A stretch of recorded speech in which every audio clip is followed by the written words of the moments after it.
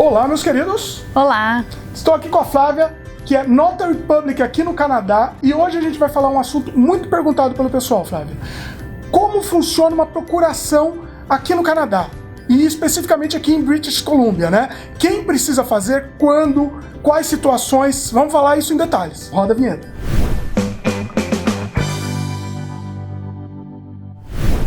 Bom, nesse vídeo a nossa ideia é falar sobre a procuração aqui no Canadá, né? Isso. E também, eventualmente, comparar com a procuração no Brasil também, né? Eu vivo reclamando da procuração no Brasil aqui, Flávia. No canal eu sempre reclamo. Eu já vendi imóvel e o pessoal não aceitou a procuração lá.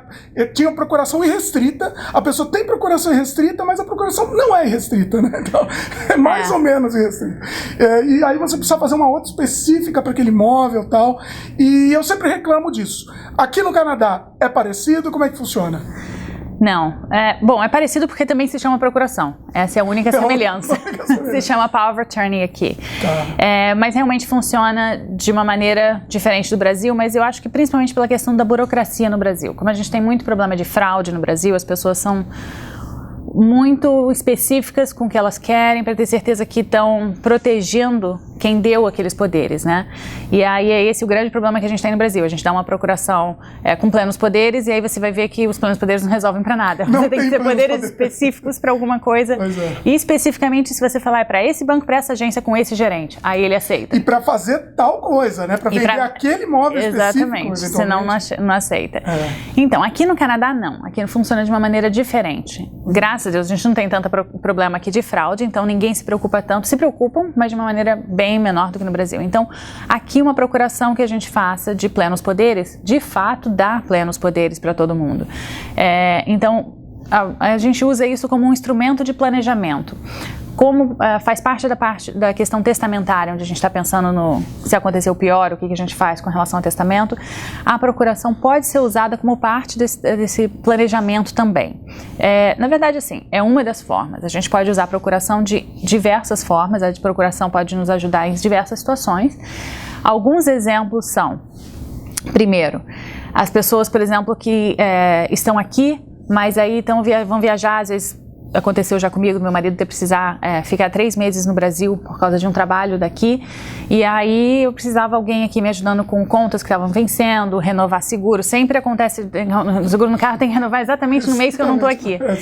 E aí para isso você precisa de uma procuração, sim. Você precisa deixar uma procuração nomeando quem você quer, você pode dar plenos poderes ou você pode restringir os poderes. Você pode falar, por exemplo, muitas vezes quando as pessoas estão indo viajar e passar um tempo fora e vai precisar acontecer alguma coisa aqui com relação a banco, renovação de carros, qualquer coisa de aspectos legais ou financeiros, você pode dar poderes específicos para resolver seguro, lidar com apartamento, ou dar plenos poderes para alguém por tempo determinado também. Você pode falar que essa procuração vai ser válida de janeiro a março de 2020, por exemplo. E aí é válida só por esse período. E tem procuração também com tempo indeterminado? Sim, você pode. Eu tenho algumas procurações que eu faço para poder me ajudar em diversas situações. Por exemplo, eu tenho uma procuração que eu uso para o fim de planejamento, caso aconteça algum acidente, alguma coisa, que eu dou plenos poderes, mesmo se eu perder minha capacidade mental, esses poderes continuam sendo válidos, e eu coloco que essa procuração ela já está feita, já está assinada, mas ela só vai entrar em vigor a partir do momento em que eu tiver perdido a minha capacidade mental. Então, se acontece um acidente de carro, sei lá, qualquer coisa, eu estou incapacitada, uma carta de um médico comprovando que eu estou incapacitada, ou aqui a gente tem uma coisa chamada Statutory Declaration, que muitos brasileiros acham engraçado, mas é que aqui o poder da palavra vale muito. Então, se alguém vier diante de mim e falar, olha, eu juro que a Flávia está incapacitada, e aí a pessoa assina isso diante de um notário ou diante de um advogado, esse documento tem um valor legal. A pessoa vai sem ter visto a pessoa incapacitada. Por exemplo, o notário não precisa necessariamente ter verificado se a pessoa está incapacitada. Não, eu acredito na palavra da pessoa. Olha, que interessante. Se você vem para mim, Dimitri, e fala assim, o fulaninho está incapacitado, eu estou aqui para declarar isso, eu redijo isso nesse formato. Eu que vou ter que pagar por isso. Aí você tem pena criminal sobre você porque você mentiu. Mesmo, é um crime, porque qualquer coisa que você jura diante de um notário ou diante de um advogado, é como se tivesse feito feito sob a legislação de perjúria diante de uma corte. Então, se você tiver, eu não vou fazer nenhuma verificação, vou falar, você está jurando, isso é verdade, se for verdade, assina aqui, você assina.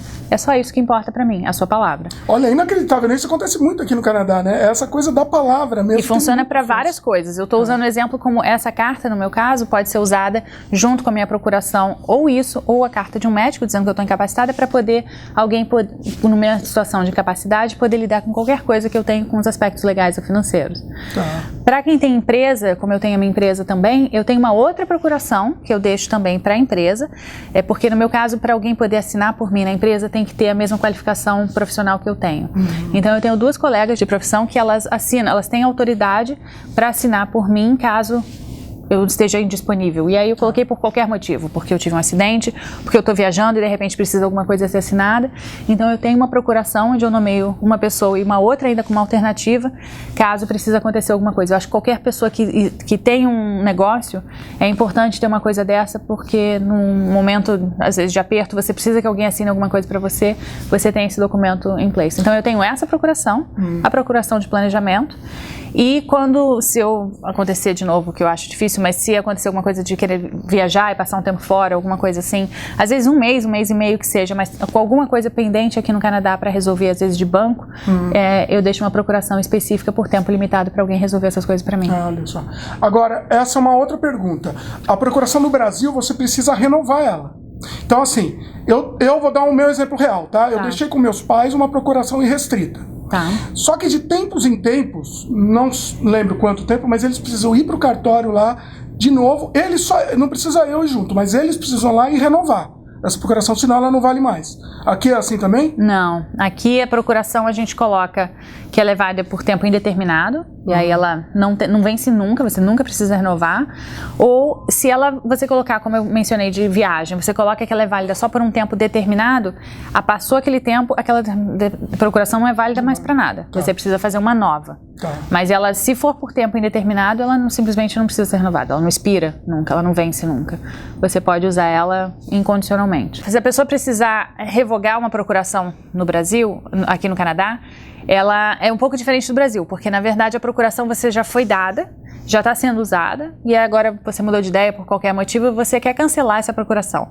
Se a procuração já está sendo usada, provavelmente os bancos onde você tem conta já tem uma cópia dessa procuração arquivada para poder facilitar, né, a vida do banco. E inclusive é uma dica que eu dou, quando você faz uma procuração para alguém te ajudar com relação a pagamento de conta, porque aqui, eu não sei se você já comentou isso aqui no canal, mas uma coisa que eu achei muito engraçada logo que eu cheguei aqui no Canadá, é que você não pode nem depositar dinheiro na conta de alguém. Não é permitido. Você tem que ter uma procuração para poder depositar dinheiro para alguém. Você não pode pagar alguém à toa, assim. Você tem que, por isso que as pessoas usam muito cheque aqui ainda, porque você tem que dar o cheque. Usa muito. E aí eu pego o seu cheque para depositar na minha conta, mas eu não posso pegar o meu cheque e depositar na sua conta. Não pode. Tem que ter uma procuração para poder fazer isso. Mas quando você tem a procuração já feita, você normalmente, para facilitar e agilizar quando a pessoa for usar aquela procuração, você já vai até o seu banco e fala, olha, eu dei uma procuração para tal pessoa, você quer fazer uma cópia? Eles fazem uma cópia e deixam arquivados isso com a sua agência, para quando a pessoa for utilizar, facilitar. Agora imagina que você tem, sei lá, 3 agências bancárias e já estão lá registrados, então a procuração está em uso. E agora você mudou de ideia, você não é mais amiga daquela pessoa, você não quer aquela pessoa mais representando você. E aí agora você precisa cancelar, você precisa revogar essa procuração. E aí para fazer isso você tem que fazer esse documento e aí voltar em todos os lugares onde você tem relação, você vai ter que ir. Manualmente, porque a procuração, ela, quando é por tempo indeterminado, é um poder grande que a pessoa tem. Então a pessoa, você tem que pensar onde essa pessoa pode estar usando para poder ir lá e cancelar os poderes dessa pessoa. Nossa, muito interessante isso. E é claro, notificar essa pessoa formalmente. Aí você tem que ter tem todo um procedimento de uma carta registrada para confirmar que a pessoa recebeu, e aí qualquer ato que ela fizer depois disso já entra como criminal, ato criminal. Aí precisa falar com você de novo, né? Eu posso fazer comigo ou com qualquer notário ou advogado. Entendi. Bom, e tem outra coisa, né, que a gente estava conversando em off, você também pode fazer procuração para o Brasil, né? Posso, desde que seja uma procuração de instrumento particular. No Brasil, a gente tem o direito público e o direito privado. É uma procuração para direito público no Brasil seria a venda de imóveis, bens imóveis no Brasil, a procuração de direito público. Tá. Esse tipo de procuração só pode ser feita pelo consulado. Se a pessoa já está aqui no Brasil, no Canadá, precisa vender um imóvel no Brasil e aí ela precisa dar uma procuração para alguém no Brasil, o consulado brasileiro faz esse serviço e redige toda a procuração para você e você revisa e tudo mais, e eles fazem tudo isso diretamente lá. Quando é uma procuração para um instrumento privado, às vezes você precisa que alguém resolva alguma coisa de banco para você, ou o que acontece bastante, as pessoas que têm filho aqui no Canadá, o filho nasce aqui e você quer tirar a cidadania brasileira. Aí você registra no consulado, o consulado dá um documento dizendo que assim que você chegar no Brasil, você ou alguma pessoa precisa ir até o primeiro cartório, o cartório que cuida de internacionalizações, documentos internacionais no estado onde você mora, onde você vai estar no Brasil, e aí tirar a certidão de nascimento oficial, vamos dizer assim, brasileira daquela criança. Então eu faço muitas vezes procurações para que muitas vezes avós ou um parente vá com esse documento até esse cartório para poder resolver isso para os pais ou a criança que mora aqui no Canadá. Já fiz procuração também para ser usada no Brasil, às vezes numa situação que é uma pessoa brasileira casada com um canadense, e aí o consulado brasileiro não faz procuração para bens imóveis se for para canadense, só faz para brasileiro. Então eu faço para o canadense para poder conceder, porque no Brasil quando eu compro um imóvel, mesmo que seja no nome de uma pessoa só, se ela é casada, o cônjuge tem que dar o aval praticamente, tem que também dar os poderes para alguém para poder assinar por ele. E aí eu faço esse tipo de procuração, e também já fiz procuração às vezes para lidar com questões de herança, né? A pessoa está aqui, tem alguém para resolver coisas de herança no Brasil, e aí eu faço a procuração para fazer isso lá no Brasil. Só a única procuração que você não faz é para imóveis, né? Compra e venda, para registro, né? Isso.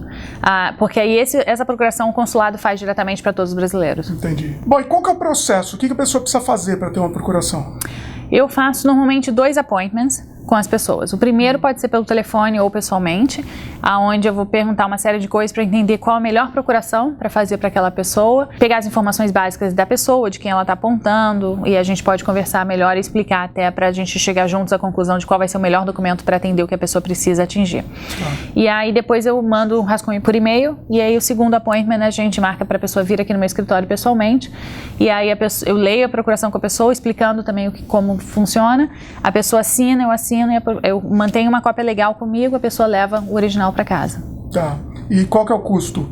O custo de uma procuração é $215 e inclui os appointments, inclui o documento impresso, inclui tudo isso. Bom, quem se interessou, a gente recomenda fortemente a Flávia. Assim, a comunidade brasileira toda conhece ela. Flávia atende todos os brasileiros por aqui. Não só os brasileiros, né? Mas assim, muito brasileiro já conhece a Flávia. E a gente recomenda. Como é que faz, Flávia? Eu gosto bastante de atender brasileiro. São sempre muito bem-vindos. É só entrar em contato comigo por e-mail. É flavia@zancopenotary.com e coloca no assunto que você viu esse vídeo e eu vou estar oferecendo 10% de desconto para todas as pessoas que entrarem em contato falando que viram a gente aqui.